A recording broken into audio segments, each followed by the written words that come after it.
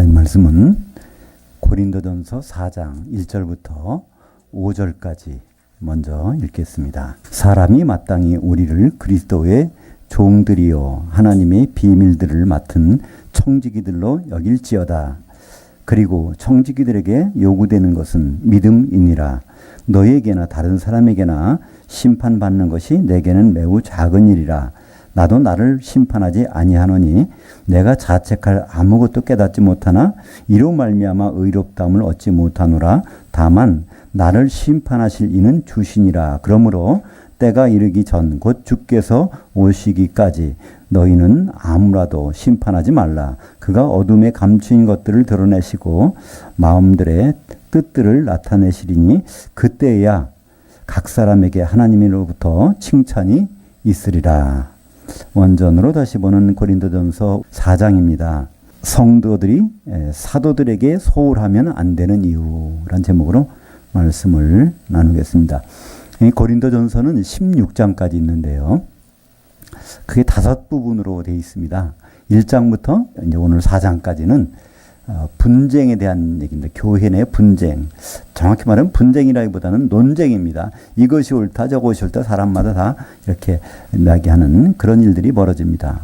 그리고 이제 5장부터 7장까지는 음행에 대한 얘기입니다.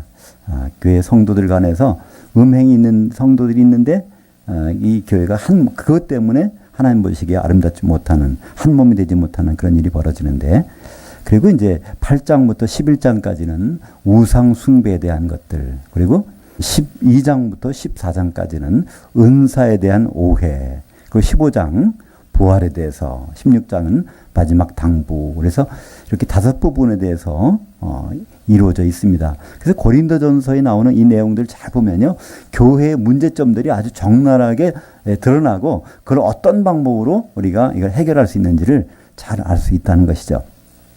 그래서 우리가 첫 시간 1장의 내용이 뭐였죠? 예수 그리스도는 우리 모든 것이다. 예수 그리스도는 하나님의 지혜고 하나님의 능력이다. 이게 이제 1장의 내용입니다. 하나님의 지혜, 하나님의 능력, 이게 무슨 말일까요? 바로 지혜라는 것은, 하나님의 지혜는 그리스도 안에서 모든 것을 계획하셨다는 겁니다. 천지 창조기 전부터 모든 것들은 예수 그리스도 안에서 구상이 돼서 이제는 천지를 창조하시고 이제 인간, 그다음에 아담을 보내시고 그다음을 통해서 이제 어떤 일을 행하시는데 그 일을 완성하시는 분은 그리스도로 말미암아. 그러니까 예수님이 바로 사람 몸으로 오셔서 죽으시고 부활하시는 그것을 통해서 하나님은 일을 내시죠. 어떤 일이죠? 바로 독생자로 오셔서 죽으시고 부활하실 때는 맏아들로 부활하셔서 우리가 하나님 아들 되는 모든 기회를, 모든 그 조건을, 은혜를 이뤄 놓으십니다. 그리고 하나님의 아들들이 모여서 상속자가 되는데 바로 예수님 몸을 이루어서 그분과 결혼할 일, 그것이 만들어지는 것이죠. 그래서 하나님의 지혜라는 것은 그리스도 안에서 하나님의 의도고요. 하나님의 능력이라는 것은 그리스도로 말미암아 그분을 통해서 모든 것을 하신다는 것. 그러니까 예수 그리스도를 빼버리면요, 성경에 남는 거 아무것도 없습니다. 한마디로 예수라는 말은 하나님의 이름입니다. 그리고 그리스도라는 뜻은요, 이것은 그분의 직함이에요. 직책. 예수께서 그리스도가 되신다는 것. 한마디로 예수라는 의미는 하나님, 그리스도라는 것은 이게 사람이 돼야 됩니다. 그죠? 예. 기름 부음을 받으려면 사람이 돼야 되잖아요. 하나님이 사람이 되셔서 이 모든 것을 이루시는 것. 우리 보기에는 별거 아닌 것 같죠? 이것처럼 힘들이 없을 거잖아요. 그죠? 어떤 개미가 있는데 개미를 어떻게 구원시키려고 그러는데 장마가 져서 다 떠내릴 것 같은데, 그러면 어떻게 되겠어요? 개미가 돼서 그냥 개미 집 속으로 들어가서 빨리 좀 나와야 된다 이렇게 해야 될 수밖에 없잖아요. 그죠? 그게 얼마나 불편하겠어요. 개미가 된다는 것이. 하나님이 사람이 된다는 것만큼 불편한 거 없잖아요. 그죠? 그렇게 되셔서 그것도 완전히 매맞고 나중에는 30세 나이에 챙필당을, 어떻게 보통 십자가 예수님 달리신 거 보면 여기 천으로 가렸잖아요. 부끄러운 부분. 그것도 없었단 말이야 사실은. 그래야 그 칼 더 이렇게 나무에다 걸어놓으면 그것만큼 창피한 게 어디 있어요. 그죠? 근데 그거는 육신적인 일이고, 사실은 가장 힘든 일은요, 예수님은 하나님 아들로서 하나님과 항상 같이 있었는데 십자가에 달리는 순간만큼은 죄를 짊어져야 들어가니까, 그죠? 하나님이 죄 있는 사람하고는 같이 있을 수가 없잖아요. 그래서 그 시간은 하나님과 아버지와 아들이 분리된단 말이에요. 그죠? 그래서 예수님은 그 십자가 지기 전에 기도하시잖아요. 할 수만 있으면 이것만, 이 잔을 내게서 떠나게 해달라는 거예요. 왜냐면 할 수만 있으면 아버지와 계속 같이 가고 싶은데 내가 죄를 지는 순간 아버지와 잠깐 떨어져야 되는 거 아닙니까? 이거 싫다는 거예요. 그러나 아버지 뜻대로 하옵소서 하면서 십자가 달리시니까 9시 달리셔서 오전 12시쯤 되니까 그때 하나님과 분리가 되잖아요. 모든이 캄캄하게 되고, 그죠? 3시간 동안, 오후 3시간. 그래서 이제 오후 3시가 되니까 예수님이 뭐라 그러죠? 엘리, 엘리 라마 사박다니. 나의 하나님, 나의 하나님, 어찌하여 나를 버리셨었나이까? 3시간 동안 나를 버릴 정도로 저 사람들 때문에 나를 버리다니요. 그 정도로 하나님은 사랑이 크십니다. 고백하는 거예요. 아버지는 참 사랑이 많으시네. 나를 잠깐 떼어낼 정도로까지 저들을 사랑하시다니요. 그죠? 그 고백을 하십니다. 그래서 예수님은 아버지와 3시간 동안 분리되는 그 사건이 이제 십자가에서 이루어져 있었죠. 그때 무슨 일이 벌어졌죠? 성전의 휘장이 쭉 찢어졌어요. 성전의 휘장이 쭉 찢어졌는데 무슨 일이 일어나야 되죠? 성전의 휘장은 이건 보호막이거든요. 죄 없으신 하나님이 지성소에 있는데 죄인이 여기 성소에서 왔다 갔다 하면 이거 이거 없으면 죽어버린단 말이에요. 다 죽어버려 아주. 그죠? 그래서 휘장을 이 그냥 소가죽으로 만들어가지고요. 높이가 4m 50, 폭도 4m 50이면 그거를 지성소를 쫙 갈아놨는데 예수님 십자가 달리는 순간에 이것이 쫙 찢어져 버렸어요. 그날은 6월절 제사 준비하는 날이니까 제사장들이 다 거기 성소에서 제사 지내고 있는 거예요. 그죠? 쫙 찢어졌는데 사람이 아무도 안 죽었어요. 그 얘기 뭐예요? 하나님이 안 계시길 하나님이 안 계셨던 얘기예요. 왜 안 계실까요? 예수님이 그랬잖아요. 이 성전을 헐라. 내가 3일 만에 일으키라. 이제는 내 몸이 성전이다. 내가 이제 여기 십자가에 지고 나서 들어갔다 나오는 순간에는 저 건물은 저거는 하나님이 아예 거기 안 계셔. 그런 거예요. 내가 성전이야. 그리고 지금은 누가 성전이에요? 그분의 몸을 가지고 있는 우리들이 교회가 이제 성전이 돼서 하나님이 여기 성령으로 지금 여기 거주하시겠다는 거예요. 그죠? 그래서 우리는 그것만 봐도 그러죠. 그죠? 예수님 십자가 달리실 때 성전에 모든 사람 제사 준비하고 있는데 휘장이 찢어졌는데도 아무도 안 죽었다는 얘기는 하나님이 안 계시다는 증거잖아요. 그래서 예수님 말씀하신 그대로, 그죠? 요한복음 2장 19절에 보면 바로 예수 이 성전을 헐라. 그러면 내가 3일 만에 일으키리라. 그것은 바로 예수님의 육체가 성전이라는 것을 말씀하셨다는 거예요. 그죠? 예. 그래서 예수님은 이제 성전이 되셔서 그 성전을 우리에게 물려주셨어요. 그분은 승천하셨는데 그분의 몸은 그리스도의 몸이 교회니까 여기다 남겨놓으셨단 말이죠. 그래서 예수님은 1장에서 하나님의 지혜, 하나님의 능력, 예수 그리스도를 통해서 모든 것을 하십니다. 그래서 예수 그리스도는 어제나 오늘이나 영원토록 동일하시다 하는 말씀이 히브리서 13장 8절에 있어요. 그죠? 그 얘기는 무슨 말씀일까요? 예수 그리스도는 어제나 오늘이나 영원토록 동일하시다. 예수 그리스도는 한결같으시다. 이분은 그냥 똑같아. 변함이 없어. 이런 뜻일까요? 그런 뜻도 있겠지만 사실은 예수께서 하나님이신 분이 사람이 돼서 바로 십자가에 죽으시고 부활하심으로 하는 모든 일들은 어제나 창세전부터 또 2000년 전에 십자가상에서 그리고 앞으로 영원토록 그 일은 효력은 동일하다. 바로 그 말씀이잖아요. 예수께서 그리스도가 되신다는 사실. 그러니까 예수님 그리스도가 안 되셨으면 우리는 절망해요. 그러나 그분은 예수 그리스도가 되셨단 말이에요. 그죠? 그래서 이제는 그리스도 왕으로 오실 것입니다. 우리가 2장을 건너뛰었습니다. 왜냐하면 2장에는 하나님의 지혜라는 말씀들이 좀 더 이렇게 집중적으로 부각됐기 때문에 잠깐 건너뛰어서 지난 시간에는 고린도전서 3장에 들어갔습니다. 근데 3장 말씀에서 우리가 유의해서 봐야 될 부분은 거기에 집 짓는 얘기가 나와요. 바울은 터를 닦고 그에다가 집을 짓는 사람들이 있다는 거예요. 뭐로 집을 져요? 금이나 은이나 보석으로 지어야 되는데 어떤 사람은 나무나 풀이나 짚으로 진다는 거예요. 바로 이 집을 짓는 사람, 건물을 세우는 사람을 여기서 목사님들이라는 거예요. 그죠? 거기 대표적인 사람이 아볼로였죠. 그래서 집을 지은 경우에 공력이 나타나는데 불로 한번 태워버리는데 그때 그것이 타버리면 이건 난리 나는 거죠. 그죠? 그리고 안 타면 이제 상을 받는데 그때 우리 많은 사람들은 집 짓는 사람이 성도들이라고 생각해요. 그죠? 근데 성도들이 아니라는 거예요. 그래서 문맥으로 쭉 보면 바로 그 교사들, 직무반 목사님들이 그걸 하는데 그러니까 우리는 그 교회를 세우는데 아무나 많이 오면 좋다. 총동원 쪽에 다 불러들여라. 우리가 그게 아니에요. 거기에 나무나 풀이나 짚이 껴들었다가 나중에는 큰일 나요. 물론 그들이 나무나 풀이나 짚같이 와서 금이나 은이나 보석처럼 변화된다면 괜찮지만 그렇지 않은 상태에서 모여있으면 이 전체가 다 무너져 버린단 말이에요. 그죠? 건물을 짓는데 어느 부분에 벽돌이 현찮은 거야. 그죠? 바닷모래를 써가지고 진 벽돌이 그게 있어 보세요. 그러면 그분이 허물어지면 건물이 기우뚱하면 다 무너진단 말이에요. 그죠? 그래서 집 짓는 자는 참 조심해서 세워야 될지니라. 성도 한 분 한 분들을 잘 살펴서 망원경과 현미경을 가지고 그걸 다른 말로 감독이라고 그러는데요. 에피스코퍼스 모든 사람들을 관찰해서 여기에 지푸라기가 있으면 안 돼요. 풀도 있으면 안 돼요. 나무도 있으면 안 돼. 바로 금이나 은이나 보석으로. 그것이 바로 금이 뭐죠? 금은 한 과정을 거친 거예요. 그죠? 산에서 금광석을 캐는데 거기에는 이거 쓸모가 없어요.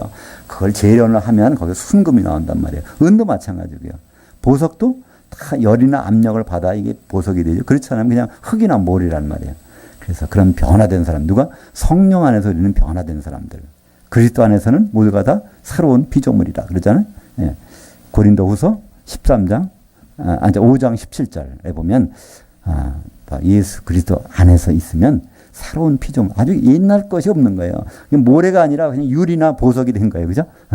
그렇게 되는 것들. 그 부분을 이제 3장에서 나왔고요. 오늘 4장은 이 분쟁에 대해서, 논쟁에 대해서 마지막 부분입니다. 오늘 제목처럼 성도들이 사도들을 소홀히 대우하면 안 되는 이유가 나와요. 우리는 그냥 성경에서 사도? 그 사도라는 말이 있긴 있었지? 이렇게 얘기하는데요. 예수님에게 사도는요, 얼마나 귀한 존재인지 몰라요. 12사도가 얼마나 귀한지 몰라요. 왜 그럴까요? 이 사도라는 뜻은 무슨 뜻이라고 그랬죠? 사도. 사도는 한마디로 몸을 쪼개놨다 그런 뜻이에요. 누구의 몸을? 예수님 몸을 쪼개놨다 그런 뜻이에요. 우리는 보통 사도라는 것은 성경적으로는 보내심을 받은 자라는 뜻이에요. 보내심을 받은 자라는 뜻인데 예수님의 보내심을 받았는데 그냥 받은 게 아니에요. 자기 몸을 찢어가지고 보냈다는 그런 의미란 말이에요. 예, 그런 의미예요. 사도라는 말을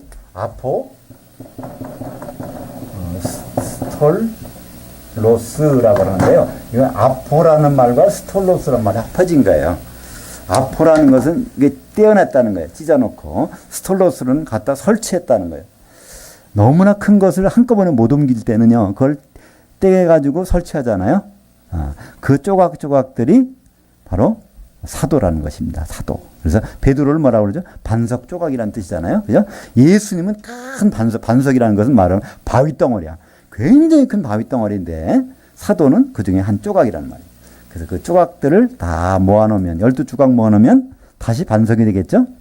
거기다가 교회를 세우시는 겁니다. 그래서 예수님 말씀을에다가 교회를 세워야 되는데 그래서 사도들을 통해서 이제 말씀을 주셨습니다.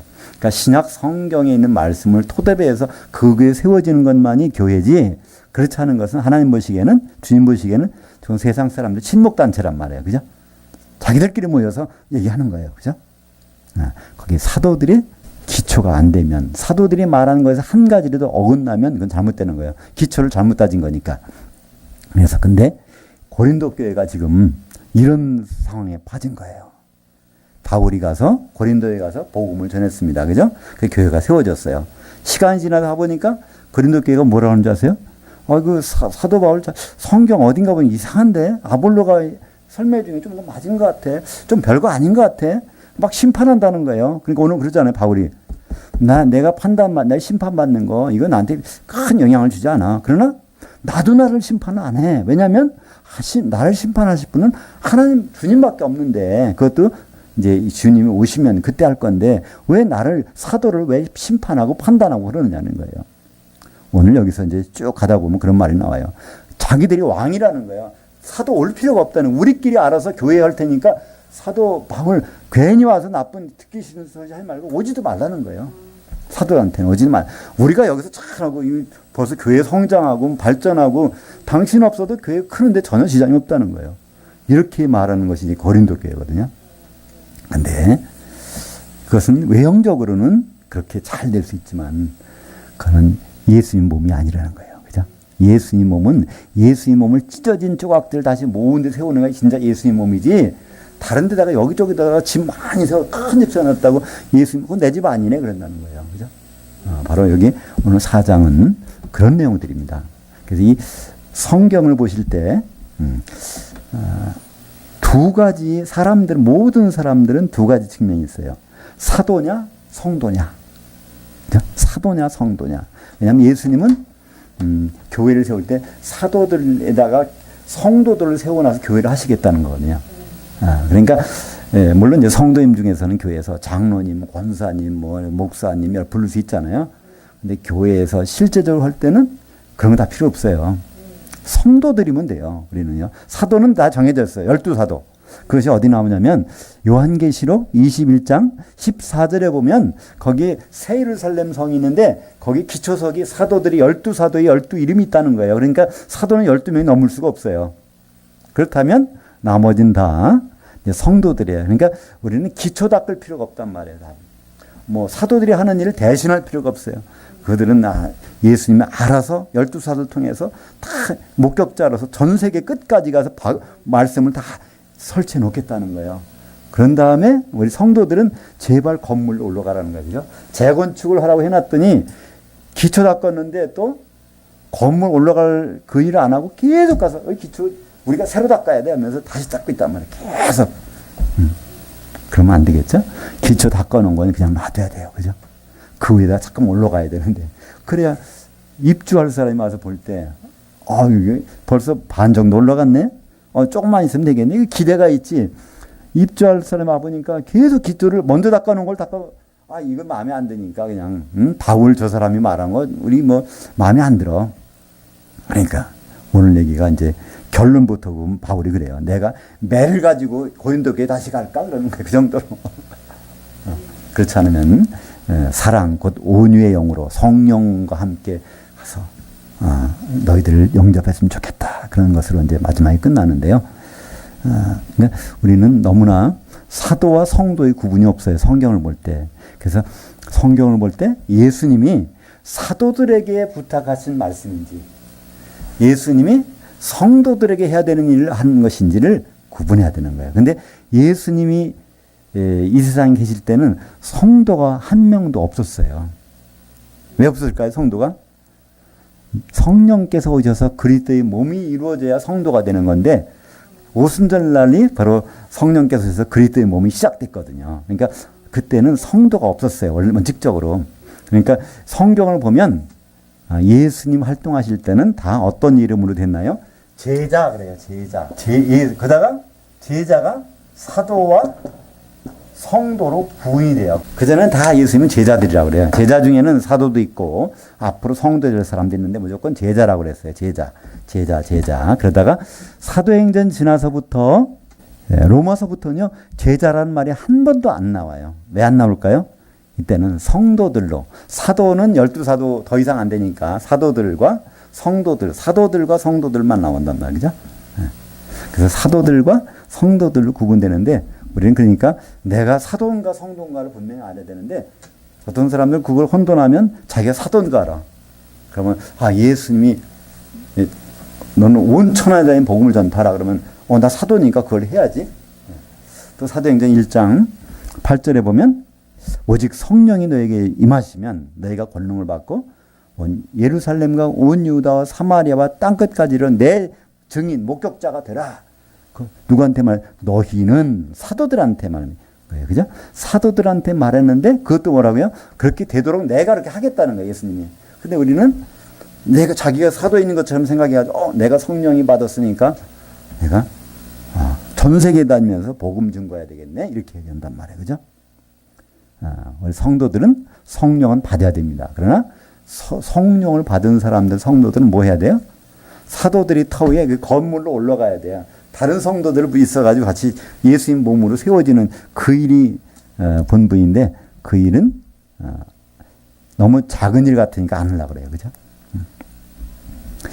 그래서 오늘 1절에 보니까 사람이 마땅히 우리라는 것은 이제 사도들이에요. 사도를 그리스도의 종들이요 하나님의 비밀들을 맡은 청지기들로 여길지어다. 이 청지기라는 것은요, 큰 부잣집에 가면 누가 있어요? 그 부잣집에 창고지기를 얘기하는 거예요. 그죠? 부잣집에 가면 거기 그 창고에 없는 게 없어. 그러면 부잣집에 가서 자기가 잘 누리려면 뭐 해야 되죠? 청지기한테 가면 거기 그 창고에 없는 것이 없어요. 다 주게 돼 있단 말이에요. 그죠?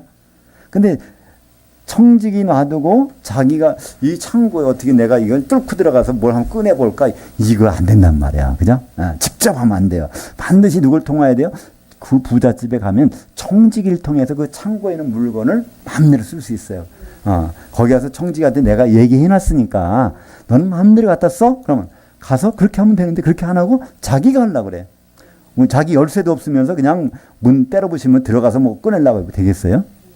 그러니까 우리는 예수님이 주시는 모든 것을 반드시 누굴 통해서? 사도들을 통해서 받아내야 돼요. 사도들을 통해서. 그건 지금 어떻게 될까요? 바로 신약 성경을 통해서 우리는 예수님의 뜻을 깨닫고 그분이 뭐라고 말씀하는지를 알아듣고 그것을 아주 통로를 그렇게 해놨단 말이에요. 그래서 그걸 다른 말로 뭐라고 그러죠? 청직이라고 하는 것을 다른 말로 베드로에게 뭘 주시죠? 예수님? 열쇠. 네, 어떤 열쇠? 사도들 열쇠요. 천국 열쇠, 그죠? 예, 천국 열쇠라는 것이 천국 안에서는 우리가 교회 생활, 들어와서 교회 생활하는 거잖아요. 그 열쇠 가진 사람, 그러니까 청지기잖아요, 그죠? 열쇠를 가져가셨어요. 그래서 이 청지기들 우리는 잘 섬기고 그들을 통해서 하나님은 그걸 약속하셨으니까. 근데 이걸 무시하면 안 된단 말이에요. 그래서 오늘 제목이 성도들이 사도들을 소홀히 하면 안 되는 이유. 그 부잣집에 들어가서는 그 창고지기한테 우리는 잘 보이면 뭐든지 받아낼 수 있어요. 그죠?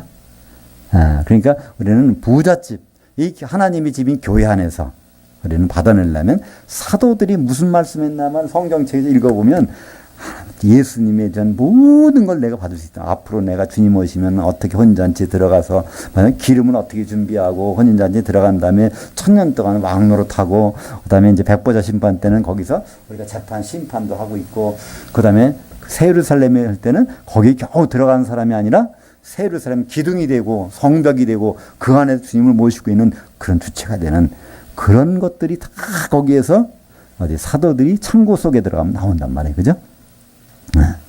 그래서 예수님은 아예 이것을 이러한 질서를 정해놓고 가셨어요.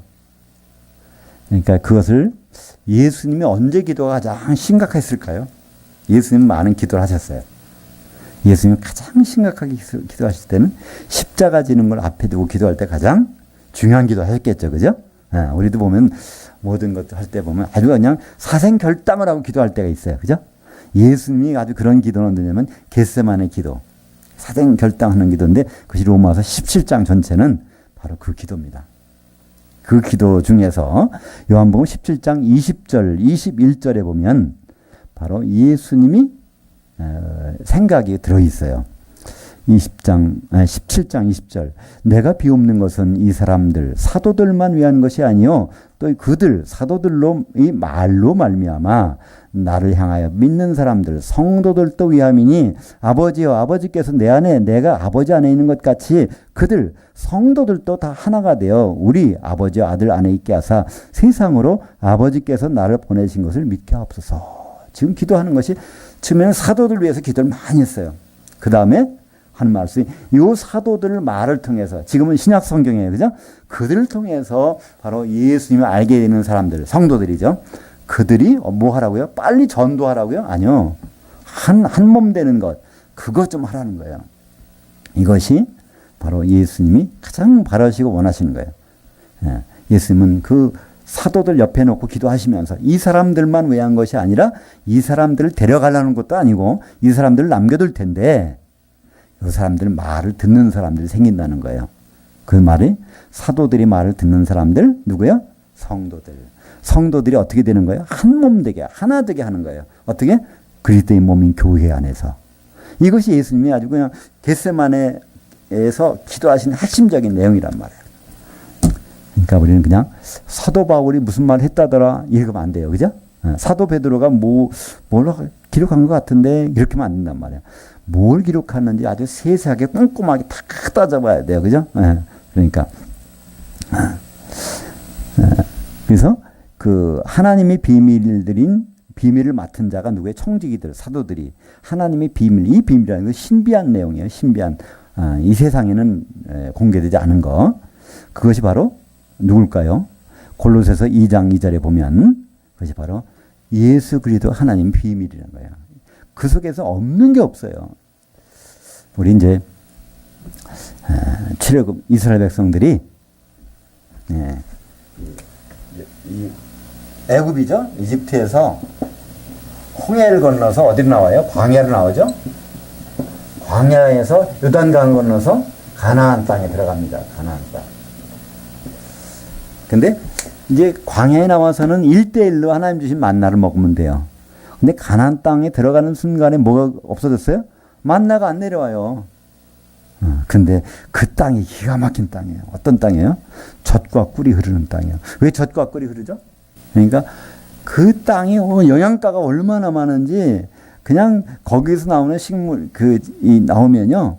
그 풀이 얼마나 기름진 풀인지 그냥 그걸 먹는 그 소나 양이 그걸 먹으면 이 젖이 퉁퉁 부는 거예요. 영양가가 많아갖고. 그냥 젖이 흘러다녀요, 그냥.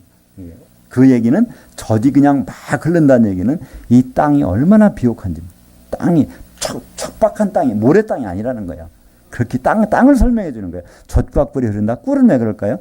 꿀은 원래 이게 이제 쭉 꽃이 핀 다음에 나비나 벌이 가서 탁 치면 이 꿀이 흘러나오잖아요. 그죠? 꿀이 있어야 이제 거기 가서 이제 교배를 해주니까. 근데 가서 똑 치기 전에 여기 꿀이 너무 많이 올라와서 그냥 흘러내린다는 거예요. 그러니까 젖과 꿀이 흐른다는 것은 가나안 땅이 기름지다는 거예요. 얼마나 기름진다는 거예요. 그 가나안 땅은 뭘 설명할까요? 바로 예수님을 설명하는 거예요. 예수님 안에는 없는 게 없다는 거예요. 근데 우리가 예수님 안에서 그것을 만들어내는 방법은 뭐랄까요? 거기에 심겨져서 우리가 하는 나무로 심겨지면, 그죠? 거기에 영양가를 뿌리를 통해서 다 모아서 열매를 맺을 거 아니에요. 그죠? 그 열매를 맺는 그것이 이제 우리 성도들이 할 일인 거예요. 성도들은 어디에, 어떤 터에? 바로 예수 그리스도라는 터에, 반석에 거기에 심겨져서 거기서 열매 맺는 그걸 먹어야 되는 건데 1대1로 해봐야 아무 소용없어요. 광야에서 살던 방법대로는 안 된단 말이에요. 가나안 땅은 광야에서는 1대1로 매 오늘 먹을 거 만나 쭉 타면 돼요. 그죠? 근데 가나안 땅 가서는 안 돼. 서로 한 몸을 이뤄야 한 나무가 돼야 돼요. 그죠? 거기 붙어있는 가지가 돼야 된단 말이에요. 나는 포도나무에 너희는 가지들이다 그러잖아요. 그죠? 그건 뭐냐면 비옥한 땅에 심겨지면 서로가, 그러니까 나무로서는 잎사귀, 뿌리, 줄기 이것들이 서로가 잘 연결돼서 있어야 시간이 지나면 열매가 나오잖아요. 그죠? 잎사귀 혼자만 잘 났다고 되는 게 아니에요. 뿌리가 튼튼하다고 되는 게 아니란 말이에요. 줄기가 잘 났다고 되는 것이 아니에요. 지체 한가운데도 문제가 생기면 열매가 안 열려요. 그죠? 우리 성도들은 바로 예수 그리스도 안에서 있는데 그것이 모두가 잘 돼야 되는 거예요. 성도님들은. 하나 잘못되면 문제가 생겨. 여기 혈관이 중간에 끊어졌어. 그러면 이게 피가 안 통할 거예요. 그죠? 요거 끊어진 거 하나 때문에. 우리 성도들은 그래서 이제 흠이 없이 이렇게 되는, 그래서 예수 그리스도한테 심겨진 우리는 나무라고 볼 수도 있고, 건물이라고 볼 수도 있고, 그러신 거죠. 근데 여기에 이 사도가 그런 것들을 다 공급해주는 창고직인데, 고린도 교회 사람들은 큰 창고 앞에 왔으면서도 사도들은 무시하는 거야. 우리 저거 없으면 안 되나? 우리끼리 얼마든지 더 좋은 거 할 수 있다고 자기들이 이렇게 하는 건. 그리고 사도들을 그냥 심판하고 판단하고 그런단 말이죠. 이제 우리가 권사님은 시험 보신 적 있으세요? 최근에? 운전면허 따셨어요? 근데 시험을 볼 때는 하여튼 가슴이 두근두근 걸리죠. 그죠? 시험을 볼 때는 이제 시험 문제 내주는 사람들 그렇지만 채점하는 사람들이 참 그죠? 우리는 또 어떤 문제를 당하면 재판소나 경찰서 가서 심판받을 때가 있어요. 그죠? 떨리게 돼요. 근데 우리 성도들을 심판할 사람 누굴까요? 앞으로 주님 오시면 우리는 그리스도 심판 잡혔습니다. 물론 예수님이 거기서 가운데 심판하실 거예요. 그러나 예수님 혼자 하시는 것이 아니에요. 예수님은 12명과 같이 심판하시겠다. 그 누굴까요? 12명이? 예수님 옆에 있는 12명? 예, 사도들, 12사도. 그죠? 그게 어디 나오죠? 마태복음 19장 28절. 예수께서 이르시되 내가 진실로 너희에게 이르노니, 사도들에게 이르노니 세상이 새롭게 되어 이제 이 세상이 끝나고 주님이 공중에 나타나실 때 인자가 자기 영광의 보좌에 앉을 때 그리스도 심판 때 앉을 때 나를 따르는 너희 12제자도 12사도도 12보좌에 앉아 이스라엘 12지파를 심판하리라. 이스라엘 12지파는 유대인들 얘기하는 것이 아닙니다. 그때는. 왜냐하면 요한계시록 7장에 보면 이스라엘 12지파를 소개할 때 누가 등장합니까? 거기는 요셉 지파가 등장하는 걸 볼 수 있어요. 요셉 지파는 유대인 중에 한 명도 없어요. 그죠? 요셉은 아들 둘 낳았는데 아버지한테 넘겼잖아요. 므낫세하고 에브라임을. 그리고 아들을 안 낳았기 때문에 요셉이 죽은 다음부터 요셉 지파는 한 사람 넘는 거예요. 근데 요한계시록 7장에 보면 요셉 지파 중에서 인맞은 사람만 12,000명이라는 얘기는 그거는 유대인들이 아니라는 얘기잖아요. 그죠? 그러니까 그거는 우리 영적인 유대인들, 우리 성도들 얘기하는 거예요. 그러니까 이스라엘 12지파를 심판한다는 것은 성도들 심판, 누가 심판? 예수님이 거기 보좌에 있는데 12 사도들이 같이 심판한다는 거예요. 그러면 우리는 누구나 다 12사도를 만나게 돼 있어요. 반드시 만나요. 그들한테 재판 받게 돼 있단 말이에요. 그죠? 지금은 뭐 이렇게 고린도 교회처럼 뭐 이 사도가 뭐냐, 난 베드로가 더 좋다, 뭐 이게 이걸 지금 마음대로 할 수 있지만 그날에는 그 재판관이 사도란 말이에요. 그죠? 그러면 잘 보여야 될 거잖아요. 그러니까 우리는 잘 보이는 방법이 있어요. 그 사도들이 남겨놓은 신약 성경 이거를 우리가 잘 가지고 있으면 나중에 그들이 질문하는 거에 대해서 완전히 답변할 수 있어요. 그죠? 근데 그때 잘못하면 그거 한 것을 주님 보신다는 거예요. 지금 그것이 마태복음 25장이 나옵니다. 마태복음 25장에 보면요, 양과 염소 심판하는 것이 나오죠. 양과 염소 심판하는 거 나오는데 이걸 제가 다 읽기는 좀 시간이 그러니까 내용만 말씀드릴게요. 그 염소들이 있는데 양을 심판해요. 근데 거기서 이러는 거예요. 양들이 있는 사람 보고, 야, 너희들은 참 복 받는다 그러는 거예요. 양들이 있는 성도를 보고, 네가 무슨 얘기입니까? 그러니까 내가 배고플 때 나한테 먹을 거 갖다 줬고, 목마를 때 마실 거 주고, 내가 헐벗었을 때 나에게 옷도 입혀주고, 내가 나그네 됐을 때 집에다 재워주고, 아팠을 때 나를 돌봐주고, 또 감옥에 갇혔는데 와서 면회도 해주고 그랬다는 거예요. 그러니까 그 양들에 있는 이쪽의 성도들이 주님을 만난 적도 없는데요? 그랬더니 거기서 뭐라고 그러냐면 거기서 예수님이 그러시는 거예요.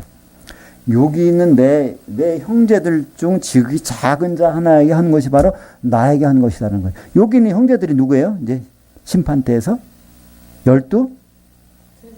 예, 12사도. 그러니까 제자들은 굉장히 많으니까 사도하면 12명밖에 없잖아요. 그죠? 12사도 중 지극히 작은 자에게 한 거, 그건 나에게 한 거라고 대접하시겠다는 거예요. 그럼 우리는 12사도를 잘 대접해야 되는 거죠. 그럼 지금 어떻게 대접할 수 있어요? 사도들은 죽어버렸는데.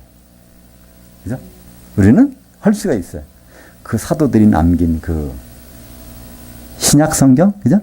이거 하나하나라도 작은 부분까지, 지극히 작은 부분이라도 우리 잘 배우면, 그러면 예수님은 뭐 나에 대해서 한 거 인정하시겠다는 거예요. 근데 염소에 있는 사람들한테 뭐라고 하죠? 너희들은 저주를 받을 자들이라는 거예요. 뭐라고요? 왜 우리를 저주하십니까? 내가 배고플 때 나한테 먹을 것도 안 갖다 줬고, 목마를 때 마실 것도 안 갖다 줬고, 내가 아플 때 뭐 감옥에 갇혔을 때 날 면회도 안 왔잖아. 그런 거예요. 우리가 그런 적 없는데요. 여기 있는 내 형제 중에 지극히 작은 자 하나에게 안 한 거, 그건 나한테 하는 거다. 그런 거예요. 그래서 우리는 여기서 사도들과 성도들의 관계를 바로 주님은 어떻게 정해놓고 가셨는지, 그것은 앞으로 우리가 닥칠 일입니다. 그러니까 성경, 지금은 뭐 적당히 보셔도 돼요. 그러나 돌아가시기 전까지, 여러분들이 돌아가시기 전까지는요, 그 작은 부분 하나라도 소홀히 하지 마세요. 반드시. 그러고 가서 만나야지, 그죠? 이 작은 자, 지극히 작은 자 하나에게 한 것이 바로 내게 대한 것이라고 했는데, 우리는 그냥, 요한계시록 너무 어려워. 이건 안 읽어. 그럼 마태복음 다 아는 거. 요한복음, 그런데 몇 번 달달달달 있는데, 뭐 이렇게 하지 말라는 얘기예요. 그죠? 하나하나 작은 부분도 우리는 관심을 갖고 보라는 얘기잖아요. 근데 고린도 교회는 그러지 않은 것 같아요. 사도 바울이 왔다가 간 다음부터는 아주 말귀를 들으려고도 하는 거예요. 우리가 왕이다. 너 없어도 얼마든지 될 수 있다. 이렇게 하고 있는 것이 바로 누구예요? 이 고린도 교회가 그랬다는 겁니다. 지금 교회가 안 그럴까요? 지금 교회는요. 얼마나 이 신약 성경 작은 부분까지 다 보고 하는 교회가 얼마나 될까요? 그거 안 하면 예수님은 나한테 이렇게 안 했다고 하시겠다는데 우리는 그냥 대충 보잖아요. 그 분위기에 휩쓸려서 있잖아요. 그죠? 근데 분명히 고린도 교회 책망하신 내용은 지금 우리에게도 똑같이 적용될 수가 있다는 것입니다. 그래서 6절에 보면 형제들아 내가 나와 아볼로를 들어서 본을 보였는데 우리 지난 3장에 그랬어요. 나는 심었는데 아볼로를 물 주는 자다. 그런 얘기 했어요. 그죠? 물 주는 자는 목사님이라는 뜻이에요. 그죠? 목사님 중에 있는데 결국은 또 건물을 세우는 자고 거기서 바로 거기에 잘 감당을 하고 있어야 된다는 것이죠. 거기서 우리가 판단할 필요가 없다는 거예요. 아볼로가 낫다, 누구 낫다, 그거 할 필요 없이 하나님이 정해주신 질서 안에서 우리는 그걸 감당하는 것. 판단은 하나님이 하시겠다는 거예요. 네가 왜 내 종들을 판단하려고 하느냐 그런 거예요. 내 청직이야. 내 청직을 왜 너희들이 판단하려고 그래? 그들이 주는 걸 잘 받으면 되지. 그죠? 7절 보면요. 누가 너를 남달리 구별하느냐? 내게 있는 것 중에서 받지 않은 것이 무엇이냐? 내가 받았은지 어찌하여 받지 아니한 것 같이 자랑하느냐? 너희가 이미 배부르며 이미 풍성하며 우리 없이도 왕노로 하였도다. 그러니까 이미 자기들은 더 필요가 없다는 거예요. 사도들 더 필요 없어. 내가 하나님께 1대1로 받으면 돼. 하나님께 예언 받으면 되고 뭐 계시 받으면 되고 자기가 직접 받겠다는 거예요. 앞으로 이제 고린도전서 12장 보면요. 그게 나와요. 자기들 다 은사 자기 받았다고 막 뭐 방언 받았다고 자랑하고 뭐 하는 거 1대1. 사도들의 터에서 그런 게 아니라 자기들끼리 다 끝났다는 거예요. 지금도 그렇지 않을까요? 많은 사람들은 은사 받았다고 자기 자랑하려는 거예요. 그죠? 은사는 어디에? 교회의 덕을 세우기 위해서, 유익하기 위해서라는 거예요. 이 교회가. 그때 사용하는 거죠. 자기 자랑하려고 사용하면 이건 아주 잘못되는 거죠. 그래서 여기 보니까 왕노릇하고 있다는 거예요. 왕이라는 것은 다른 가르침이 필요 없는 거예요. 윗사람이. 그죠? 사도들이 필요 없다는 것이 왕이라는 뜻 아닙니까? 왕을 가르칠 사람은 어디 있어요? 자기가 다 지시하고 다스리는 거죠. 그러면서 여기 좀 빈정되는 말을 합니다. 마지막에 너희가 왕노릇하여 우리도 너희와 함께 왕노릇할 수 있다면 좋으련만 너희들이 왕노릇 할 수가 없는데 이거 하고 있으니까 참 답답하구나. 이걸 바울은 여기서 얘기를 하고 있습니다. 사도를 떠나서 어디서 건물 지어보겠다고? 기초석을 떠나서 니들이 한번 해보겠다고 그러느냐? 정말 그렇게 할 수 있다면 참 좋겠다. 바울은 이렇게 얘기합니다. 이런 교회의 모습이 요한계시록에 나옵니다. 요한계시록 18장에 보면 큰 성 바벨론 음녀교회, 하나님을 사랑하지 않고 세상을 사랑하는 교회가 어떻게 하는지 볼까요? 얼마나 자기를 영화롭게 하며 사체가 했든지 그만큼 고통과 애통함으로 갚아주라. 그녀가 마음에 말하기를 나는 여왕으로 앉은 자의 과부가 아니라, 교회가 여왕이란 얘기는요 무슨 뜻일까요? 나는 누구한테 다스림 받고 싶지 않고 우리 마음대로 할 거예요. 그런 거예요. 우리 마음대로. 그럼 과부가 아니라는 거예요. 이 교회는 과부잖아요. 왜 과부죠? 남편 되실 예수님이 아직 안 오셨으니까. 근데 남편도 필요 없다는 거예요. 예수님 안 오셔도 된다는 거예요. 예수님이 재림에 대해서 별 생각 안 하는 교회가 앞으로 많다는 겁니다. 그죠?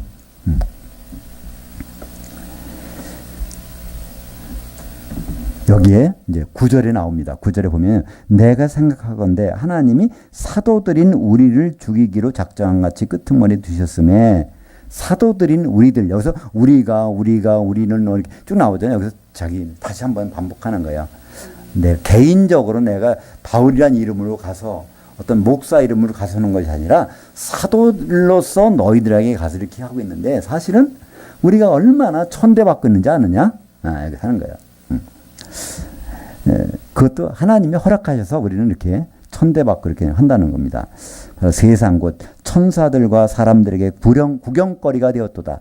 이 세상은요, 천사들은 눈에 안 보이는 존재들한테도 구경거리가 되고, 또 사람들, 눈에 보이는 사람한테 구경거리가 되고, 이 구경거리라는 것은 뭐냐면요, 그 당시에 로마에 가면 원형 경기장이 있어요. 그러면 그 죄수들을 골라내가지고 그 장난치는 거예요. 놀이를 하는 겁니다.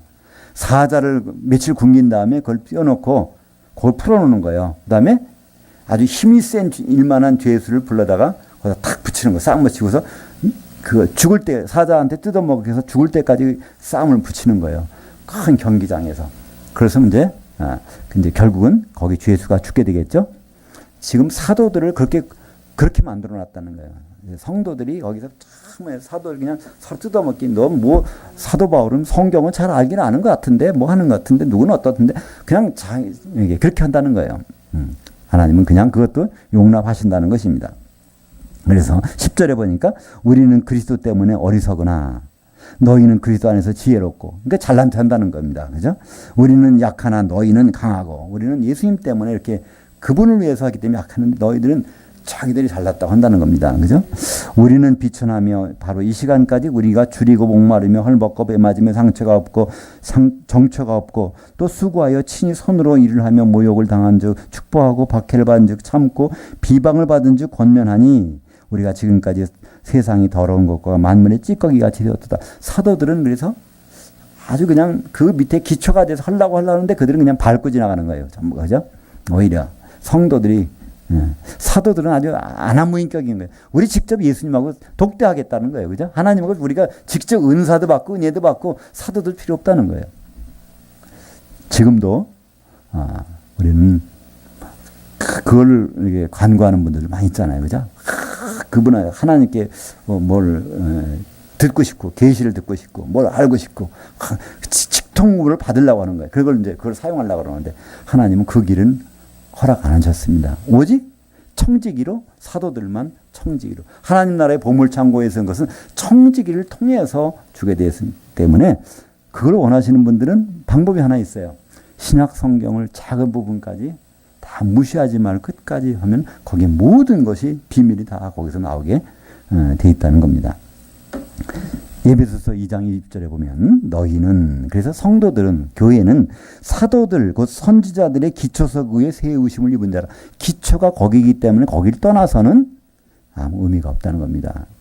어떤 교회라도 이 신약 성경에 있는 말씀 한 개라도 무시하고 선다면 그 하나님은 가차없이 버리시겠다는 거예요. 친목단체가 아니라는 겁니다. 한마디로 사람이 모인다고 해서 이 교회가 아니라는 거예요. 사도들의 기초석 위에. 왜냐하면 이 사도들은 거기서 곧이라는 말이 있어요. 곧 선지자라는 거예요. 선지자는 뭐라고 그랬죠? 하나님의 속마음을 드러내주는 사람들. 그렇기 때문에 사도들이 한 말을 기록한 신약 성경은요, 바로 하나님의 마음을 다 여기 사진 찍어서 드러내는 거예요. 그게 하나하나 마태복음부터 요한계시록 바로 22장 21절까지 모든 내용들을 보면 이게 다 하나님의 속마음이 사진 찍어서 딱 나온 거란 말이에요. 거기에 바로 우리는 세워져야 되고, 그러면 예수님과 결혼하는 신부가 되겠죠. 14절, 내가 너희들을 부끄럽게 하려고 이것을 쓰는 것이 아니라 오직 너희를 내 사랑하는 자녀같이 권하려는 것이라. 지금 우리가 신세한탄하고 참 우리가 정말 잘못했네. 사도들에게 잘했어야 되는데 우리가 너무나 무시했네. 이렇게 그런 마음 들게 하라는 것이 아니라는 거예요. 왜냐하면 참 자녀처럼, 그러니까 내 자식이니까 어떻게 해요? 관심 갖는다는 거예요. 다른 사람 아들이면 그냥 어떻게 잘 되든 못 되든 나중에 예수 그리스도 심판대 앞에 서가지고 불 섞인 유리바다 던져지건 말건 관심 없는데, 참 그렇지 않다는 겁니다. 이 사도들은 성도들을 얼마나 끔찍히 사랑한다는 거예요. 뒤에 보면 뭐라고 그랬죠? 15절에 그리스도 안에서 일만 스승이라고 번역되는데 정확히 말하면 스승이 아닙니다. 유아 인솔자라는 뜻이에요. 유아 인솔자. 이 사람은 지식이 있는 사람이 아니에요. 그죠? 어디 유치원까지 데리고 가주는 사람이야. 이게 누구죠? 성경에서 이걸 율법이라고 합니다. 율법이. 우리말에서는 초등 교사라고 번역을 했는데요. 초등교사는 그래도 그게 아니에요. 초등교사는요, 더 많이 알아야 되잖아요. 이렇게 고등학교 선생님이나 대학교 선생님은요, 적당히 알아도 가르칠 수 있어요. 근데 초등학교 선생님은요, 그 수준에서 가르치려면 얼마나 잘 알아야 되는지 몰라요. 초등교사라는 말씀이 아닙니다. 정확히 말하면 파이다다고스라고 해서 이거는요, 어린애를 그 유치원까지 데려다 주는 사람. 그래서 이 부잣집에는요, 그런 역할을 하는 사람이 있었나 봐요. 오후 몇 시부터는 어느 선생님까지 데려다 주고, 또 거기서 데려다 주고, 이제 이걸 파이다다고스라고 그러는데, 그것이, 교회 안에는 그런 사람이 있다. 어느 목사한테 가봐. 설교 들으면 참 좋대.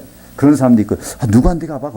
자기가 아는 건 아닌데, 뭐 이렇게 안내해 주는 사람들이 바로 그리스도 안에서 교회 안에는 많다는 거예요. 굉장히 1만 명이 있을 수 있지만은, 그러나 참 자기를 혈연관계로서 이렇게 해줄 사람은 사도들밖에 없다는 거예요. 내가 너희를 바로 복음으로서 낳았다는 겁니다. 이것은 사도 바울이 인간적으로 그 성도들이 인간적인 관계를 얘기하는 것이 아니에요. 복음적인 관계에서 바로 사도들을 통하지 않고서는 다 거짓말이고 그거는 있을 수가 없는 얘기라는 뜻이에요. 근데 15절에 그리스도 안에서 1만 유아 인솔자들이 있을지라도, 바로 그리스도 아니라는 건 뭐죠? 예수 그리스도의 몸을 이루는 교회. 교회에는 그런 그 가이드들이 굉장히 많을 수 있다는 거예요. 어디 가보라. 여기 가면 좋다더라. 여기 가면 좋다더라. 그게 참 많은데, 유일한 거는 사도들의 말밖에 들어서는 안 된다는 겁니다. 그죠? 사도들. 신약 성경에 대한 토대란 것밖에 없다는 거. 어떤 분들은요, 이것을 이렇게, 어떤 목사님 성경 공부를 하면서 가르치면서, 바로 당신들 내가 복음으로 당신을 낳았습니다. 나를 영적인 아비로 여기십시오 하면서 이렇게 그런 관계로 하시는 목사님들이 계세요. 근데 여긴 그거 적용하는 것이 아닙니다. 목사님들이 영적인 아비라는 뜻이 아니라 사도들이 성도들과 그런 혈연 관계라는 거예요. 끊임없이. 거기서 끊어지면 안 된다는 거예요. 기초석에서, 사도의 기초에서 끊어질 수가 없다는 겁니다. 바로 고린도 교회는 그런데도 그 기초를 떠나서 마음대로 할 수 있다고 나가버리는 거예요. 사도들과 관계를 끊고. 그래서 16절에 그러므로 내가 너희에게 권하노니 너는 나를 본받는 자들아. 이 본받는다는 건 뭘까요? 다 사도되라는 얘기가 아니라 하나님의 질서 안에서 움직이는 그대로 해달라는 거예요. 사도면 사도로, 성도면 성도로 자기의 본분을 지키라는 거죠. 그죠? 사도도 아니면서 성도들이 사도 역할을 한다? 그러지 하지 말라는 겁니다. 이로 말미암아 내가 주 안에서 사랑하고 신실한 내 아들 디모데를 너에게 보내었노니 그가 너희로 하여금 그리스도 예수 안에서 나의 행사 곧 각처에서 각처 교회에서 가르치는 것을 생각나게 하리라. 그러니까 바울이 지금 각 교회에서 어떻게 하고 있는지, 사도로서 뭘 하고 있는지를 디모데가 가서 얘기해 준다는 거예요. 사도는 없어서는 안 된다는 것을 디모데가 고린도 교회에 가서 지금 알려준다는 것입니다. 올해는 너무나 사도에 대해서 별 관심이 없었어요. 그죠? 그냥 하나님만 관심 하면 돼요. 예수님만 만나면 되고, 그분의 음성을 들으려고 그러고, 다 그분과 1대1로 하려고 그러는데요. 하나님은 그 법칙을 잘 적어 놓으셨다는 거예요. 겟세마네 기도에서 하신 것처럼, 바로 이 사람들만 위해서 기도하는 것이 아니라, 바로 이 사도들 말을 통해서 나를 믿게 돼서 한 몸 되는 사람들도 위함이니 하면서 반드시 성도들은 사도의 말을 듣고 한 몸 되는 것. 예수님은 그걸 정해 놓으셨다는 것입니다. 갈라디아서 3장 24절을 보면, 그래서 율법이라는 것은 그것이 바로 이 유아 가이드, 유아 인솔자라고 합니다. 거기도 초등교사라고 그러는데, 율법이라는 건 선생님이 아니에요. 율법이라는 것은요, 그 유아 인솔자. 율법을 보면 뭘 알 수 있어요? 결국은 쉬워. 뭐가 쉽죠? 율법 보면. 우리가 죄인이라는 걸 깨닫게 된단 말이에요. 내가 하나님을 그렇게 사랑할 수가 없잖아요. 마음을 다하고 목숨을 다하고 뜻을 다해 하나님을 사랑하라. 우리 그렇게 해야 되겠다. 그렇게 하라고 주신 말씀이 아니란 말이에요. 그렇게 할 수 있느냐? 못하잖아. 그러니까 방법이 어디 있어? 예수님밖에 없다는 것. 바로 그쪽으로 인솔하는 거예요. 율법이라는 건 그쪽으로 패스하는 거지, 율법을 잘 가르쳐 살게 하는 방법이 아니라는 겁니다. 거기 똑같이 바로 이 초등교사라고 번역됐는데, 그것은 좀 잘못된 번역입니다. 교사가 아닙니다. 바로 인솔자, 가이드죠. 그쪽으로 보내는. 그래서 그 믿음이 온 후로는 그 믿음 누굴까요? 예수 그리스도의 믿음. 예수 그리스도의 믿음이라는 것은 어떤 믿음이죠? 우리는 그냥 믿음이라면 우리는 그냥 막연해요. 근데 믿음이란 단어는 히브리 말로 헬라어로 피스티스라고 합니다. 피스티스. 피스티스라는 것은 설득당했다는 거예요. 설득당했어요. 그러니까 하나님께 설득당한 것. 누가 그걸 설득을 당했습니까? 창세기 3장 22절에 보면요. 아담이 선악과 먹었을 때 성부, 성자, 성령께서 이런 말씀하세요. 우리 중 하나가 이 선악을 아는 일에 하나가 됐다. 우리 중 하나가 성부, 성자, 성령 중에서 선악을 경험한다는 거예요. 죽고 사는 일을. 그러니까 그냥 지식적으로 안다는 것이 아니죠. 성부, 성자, 성령 중에서 이거 뭐 선하고 악한 걸 지식적으로 모를 분이 누가 있겠어요. 그죠? 근데 거기서 안다는 것은 몸으로 경험하는 것. 바로 이 죽었다가 살아나는 일을 몸으로 경험할 분이 있어야 된다고 그 말을 거기서 했단 말이에요. 그죠? 그랬더니 거기서 성자 예수님께서 빌립보서 2장 6절부터 8절까지 보면 바로 우리 예수님은 하나님과 본체신데 하나님과 동등 때문에 여기지 아니하시고 바로 종의 형태로 해서 사람 모습으로 나타난 십자가에 죽기까지 하셨다. 그래서 부활하셨다. 그러니까 선악을 경험하셨다. 그것이 뭐죠? 하나님이 선악을 경험하는 것이 우리 중 하나가 있어야 돼 했더니 그 말에 설득을 당해서 직접 하신 분. 그것이 바로 믿음. 예수님은 그래서 믿음의 창시자요 종결자라고 합니다. 히브리서 12장 2절에 보면요. 우리말 번역이 이렇게 돼 있어요. 믿음의 주요 온전케 하시는 인 예수를 바라보자는데요. 그 번역은 좀 제대로 안 됐습니다. 그걸 정확히 번역하면요. 믿음의 창시자요 믿음의 종결자라는 거예요. 아브라함의 믿음이 조상이라고요. 아브라함보다 더 믿음을 시작한 분이 있다는 거예요. 이것이 예수 그리스도. 맞죠? 창세전부터 그 생각을 가지고 하셨으니까. 그래서 그 믿음이 오늘 여기 보니까 갈라디아서 3장 25절에 그 믿음이 온 후로는 우리가 유아 인설자 안에 있지 아니하도다. 바로 우리는 예수님이 오신다면은요. 이제부터는 거기에 율법 아래 갇힐 필요가 없는 거예요. 우리는 예수 그리스도를 되면 돼요. 우리가 어떻게 되죠? 그분의 몸을 이루면 돼요. 그렇죠? 개인적으로는 예수님이 될 수가 없어요. 우리가 작은 예수 그런 건 없어요. 그러나 우리가 지체로서 그 몸을 이룰 수 있다는 거죠. 그래서 이 바울은 사도면서 또한 교사이기도 했어요. 디모데후서 1장 11절에 내가 이 복음을 위하여 선포자와 사도와 교사로 세우심을 입었노라. 그래서 바울은 사도면서 교사 일로 이런 것들 잘 알려주는 사람. 교사가 무슨 뜻이라고 그랬죠? 교사는 디다스칼로스라고 해서 배울 마음이 생기게 하는 사람. 목사님이 나타나는 거예요. 네, 그러니까 그게 진짜 교사라는. 성경에서 말하는 교사는 그거예요. 맞아? 배울 마음이 드는. 지루해. 언제 끝나나 벌써 1시간 됐는데 이러면 교사 일을 잘 못하는 거 그죠? 시간이 벌써 이렇게 갔나? 큰일 났네. 좀 더 이거 알아야 되는데 그러면 교사 일 좀 잘하는 거고. 그죠? 바울은 그걸 잘했던 것 같아요. 그죠? 그래서 본인이 말해 나는 사도면서 교사다. 이렇게 디모데후서 1장 11절 유언장에 이렇게 말합니다. 18절부터 마지막 21절까지입니다. 어떤 이들은 내가 너희에게 나아가지 아니할 것 같이 스스로 교만하였으나 고린도 교회는 근데 바울은 안 와도 돼. 여기 올 필요도 없어. 우리가 교회 튼튼히 얼마든지 성장시킬 수 있는데 이렇게 하면서 교만하겠다는 거예요. 여기서 교만이라는 것은 사도가 필요 없이 우리는 교회를 세울 수 있다. 이렇게 하는 거죠. 주께서 허락하시면 내가 너에게 속히 가서 그 교만한 자인 말이 아니라 그 능력을 알아보겠다는 것입니다. 여기서 능력이라는 건 뭘까요? 그냥 귀신 쫓아내고 방언하고 또 하여튼 산을 움직이고 하는 능력일까요? 이 능력이라는 것은 다른 말로 쉽게 하면 성령과 동격으로 쓰입니다. 성령과 동격으로. 그러니까 너희들 가운데 성령이 임하시는지 안 하는지 본다는 거예요. 너희들이 이렇게 많이 모였다고 하지만 성령께서 없다면 다 가짜라는 겁니다. 그죠? 성령이 정말 임하셨어? 야, 그럼 진짜라는 겁니다. 기름 부음이 있다는 거예요. 그죠? 아무리 모여도 기름 부음이 없으면요. 나중에 주님 오실 때 어떻게 하겠어요? 등만 들고 있다가 하는 거잖아요. 그럼 큰일 나는 거죠? 마태복음 12장 28절에 그러나 내가 하나님의 성령을 힘입어 귀신을 쫓아내는 것이면 하나님 나라가 이미 너에게 임하였느니라. 그러니까 이 하나님 나라가 이루어지는 현장이 이걸 우리는 지금 교회라고 하는 거예요. 그죠? 예, 하나님 나라가 이루어지는 것. 죽어서 가는 것이 하나님 나라가 아니라 하나님 나라가 이루어지는 그 작업 현장인 교회예요, 지금.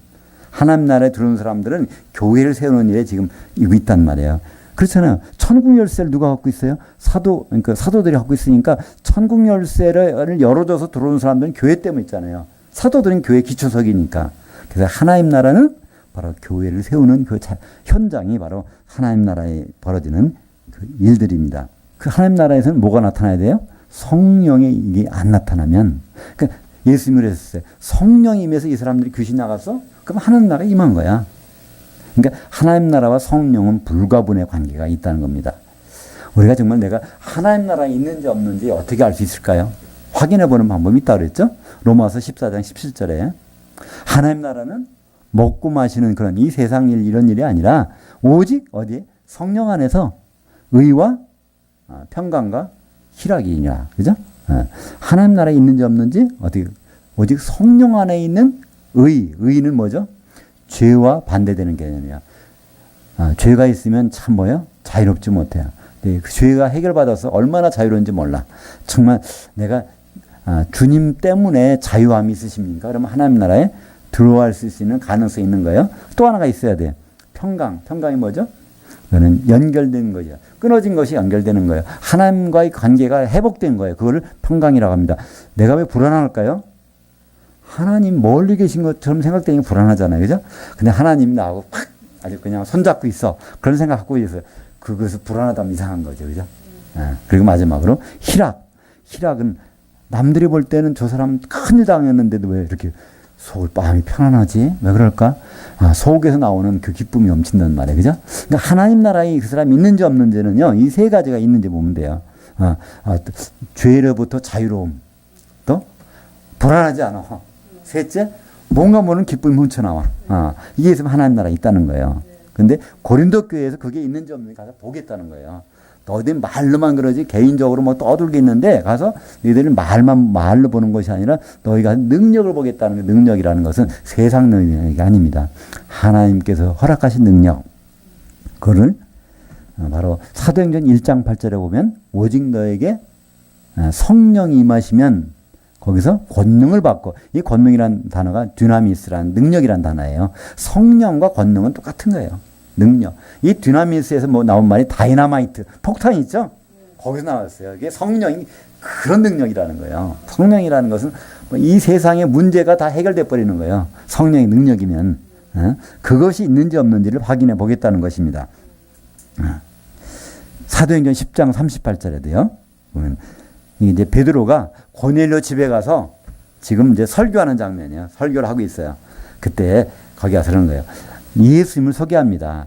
나사렛 출신 그 예수라는 분이 있는데 그 사람 분명히 사람이었는데 그분이 사람으로 오셨지만 능력을 30세가 돼서 능력을 행하셨어요. 그걸 설명할 때 거기에 사람으로 오신 예수님한테 성령과 능력을 권능을 기름 붓듯 하셨으면 이게 동격입니다. 성령이 능력이라는 거예요. 그걸 기름 붓듯 하셔서 모든 일을 하셨다는 거예요. 성령과 능력은 같은 말입니다. 바울은 지금 고린도 교회 가서 능력을 알아보겠다는 겁니다. 그 능력은 고린도 교회가 정말 성령 가운데 있는지 없는지 그걸 확인해 보겠다는 거예요. 성령이 있다면 뭐가 하나님 나라에 있는 거고 그 안에서 세 가지가 있는지 보겠다는 겁니다. 그죠? 로마서 14장 17절에 있는 말씀처럼 의와 평강과 희락이 있는지 보겠다는 겁니다. 고린도 교회는 아마 그게 좀 없었던 것 같아요. 21절에 너희가 무엇을 원하느냐? 내가 매를 가지고 너에게 나아가랴. 사랑 곧 온유한 영으로 나아가랴. 바울은 지금 고린도 교회 가서 매 가지고 나오겠다는 게 무슨 말일까요? 혼내주겠다는 말일까요? 아니요. 지금 여기서 이게 바로잡지 않으면 나중에 예수님 오셨을 때 너희들이 갈 데가 뻔하다는 거예요. 그죠? 고린도후서 5장 10절에 그리스도의 심판대에서 선악간에 그 몸으로 행한 데를 바로 받는다는 거예요. 혼인잔치에 못 들어가면 어디로 들어가죠? 불 섞인 유리바다로 던져지는 그거 못 봐주겠다는 거예요. 내가 아버지 된 심정으로 복음으로 사도가 나왔기 때문에 어떻게 징계를 해야 되는지 내가 가기 전에 다 깨닫고 성령 충만하면 그럼 거기에서 그 사랑, 아가페의 사랑으로 다시 말하면 그것이 온유의 영으로 성령으로 같이 가서 이제 모든 것이 해결된 상태로 가든지 둘 중에 하나. 계속 해결 안 되면 내가 매를 가지고 어떻게 잘 되게.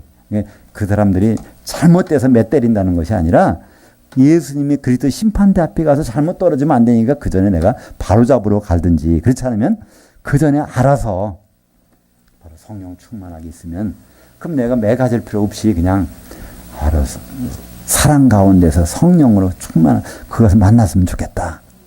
그런 여기서 바울이 말한 편지로서 지금 말하는 것입니다. 한마디로 바울은 사도로서 성도들에게 간절하게 얘기를 합니다. 고린도 교회는 성도들은 자기들은 사도는 한 번만 오면 되고 자기들이 알아서 한다고 다 했어요. 그죠? 자기들이 왕으로서 다 할 수 있다고 생각하고 있습니다. 그리고 교만해진 거예요. 이제. 이건 하나님의 질서를 어기는 겁니다. 예수님은 반드시 어떻게 해요? 사도들의 터 위에 세워지기를 바라세요. 그죠? 그것은 지금도 마찬가지입니다. 만약에 그렇게 안 한다면 예수님은 심판하실 거예요. 어떻게? 염소들이라고 하신단 말이에요. 염소들은 뭐 했어요? 사도들 중 지극히 작은 자 하나에게 안 한 것 염소들이라는 거예요. 그들은 어디로 갑니까? 영벌에. 그때 영벌이라는 것은 원래 한 시대의 벌이라는 거예요. 한 시대는 1000년이겠죠. 1000년 왕국 기간 동안에 그들은 불 섞인 유리바다, 그걸 다른 말로 지옥이라고 합니다. 마태복음 5장에 보면요. 거기에 5장 22절, 29절, 30절에 보면 형제에 대해서 바보라고 하고 나가라고 하는 자, 그 뭐예요? 공회에 잡히게 되고, 그죠? 심판을 받게 되고, 그리고 지옥불에 들어가리라. 그게 어떻게? 영원한 지옥불 나옵니다. 한 시대. 그것은 불못을 얘기하는 건 아닙니다. 불못은 계속 가는 거고요. 그 다음에 지옥은 한 1000년 동안만 거기 있는 거예요. 어디, 무엇 때문에 거기 들어갈까요? 기름 없으면, 혼인잔치 못 들어가면 들어가게 됩니다. 우리는 사도들을 오늘까지는 좀 소홀하게 되었다고 하더라도요. 앞으로는요. 사도들을 소홀하게 되면요. 그것이 나중에 예수님이 심판의 근거가 되는 거예요. 너 여기 있는데 형제들이 지극히 작은 자 하나가 한 말 그거 무시했어? 그럼 나를 무시한 거야. 근데 여기 있는 형제들 사도들 지극히 작은 한마디라도 그걸 유의해서 봤어? 나한테 그런 거구나. 바로 예수님은 이미 그분이 시험 문제 출제지를 그래야 다 주셨어요. 답안지까지. 근데도 점수가 안 나온다면 이거는 참 문제가 있는 거죠. 그죠? 우리가 보통 자동차 운전면허 시험할 때 대부분 문제 답안지 다 알고 가잖아요. 그래서 시험만 치르죠. 다 그걸 보고서. 그것처럼 우리 신앙생활은 어떻게 보면 굉장히 쉬운 거란 말이에요. 다 답안지까지 있는 건데. 그건 다르죠. 천국은 지금 여기 있는 거고, 지옥은 이제 주님 오신 다음에 그때 불 섞인 일반은 그때 가는 거고, 우리는 죽으면 천국 가고 지옥 간다 그러는데 그거는 성경에 없는 말이에요. 그죠? 이 천국은 가라지도 있고 쭉정이도 있고 이게 다 있잖아요. 마귀도 활동하고 있는 것이 천국이란 말이에요. 기도하겠습니다. 하나님 아버지.